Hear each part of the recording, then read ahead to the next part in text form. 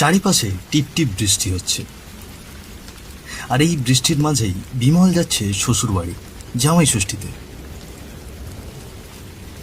বিমল একজন বেসরকারি প্রতিষ্ঠানের কর্মকর্তা।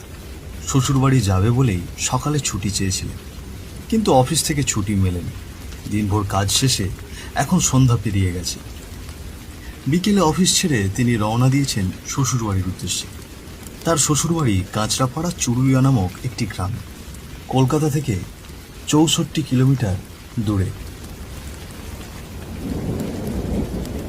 চারিদিকে এখন অন্ধকার হয়ে গেছে, আকাশে কালো মেঘ, চারিপাশে বিদ্যুৎ চমকাচ্ছে, সঙ্গে ঝোড়ো হাওয়া আর টিপটিপ বৃষ্টি। এই দুর্যোগপূর্ণ আবহাওয়ার মধ্যেও ভ্যানওয়ালা ধীরে ধীরে ভ্যান ঠেলে নিয়ে চলেছে গ্রামের পথ ধরে, আর সেই ভ্যানে চুপচাপ বসে আছেন বিমল। কি গো কাকু, ঘাটে পৌঁছতে আর কত সময় লাগবে গো? বৃষ্টিতে যে পুরো ভিজে কাক হয়ে গেলাম। বাবু, এখনো যে অনেকটা পথ বাকি। এই বৃষ্টির জন্য ভ্যান তেমন টেনে নিয়ে যাওয়া যাচ্ছে না, তাও চেষ্টা করছি জোরে টেনে যাওয়ার।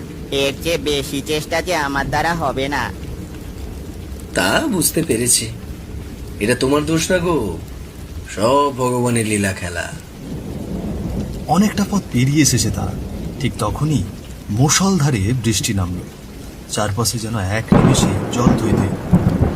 অন্ধকার রাত, তার উপর ঝোড়ো হাওয়া আর কাদা ভরা পথ।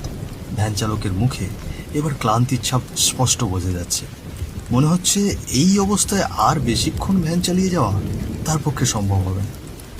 বাবু, যে বৃষ্টি নামলো তাতে ভ্যান নিয়ে সামনে আর যাওয়া সম্ভব না। নদীর ঘাটের একেবারে কাছাকাছি চলে এসেছি ঠিকই, তবে এখন একটু কষ্ট করে আপনাকে সামনে হেঁটে যেতে হবে। বিমল কিছুক্ষণ চুপ করে থাকল। চারিদিকে শুধু বৃষ্টির শব্দ, মাঝে মাঝে বিদ্যুতের ঝলক। তারপর চিন্তিত গলায় বলে উঠল, মানে আপনি আর যেতে পারবেন না বলছেন? ভ্যানের চাকা কাদায় আটকে যাচ্ছে বাবু, খুব কষ্ট হচ্ছে সামনে এগোতে। বেশ, কি আর করা যাবে। বিমল ধীরে ধীরে ভ্যান থেকে নামল। চারপাশে ঝোড়ো বাতাস, কাঁচা রাস্তা একেবারে কাদায় ভরে গেছে। তার শরীর ভিজে একেবারে চপচপ করছে। পায়ের নিচে কাদা, মাথার ওপর অঝোর বৃষ্টি। বিমল হাঁটতে হাঁটতে নদীর ঘাটে পৌঁছলেন, কিন্তু সেখানে গিয়ে দেখলেন আশেপাশে একজনও মাঝি নেই। পুরো ঘাট একেবারে ফাঁকা।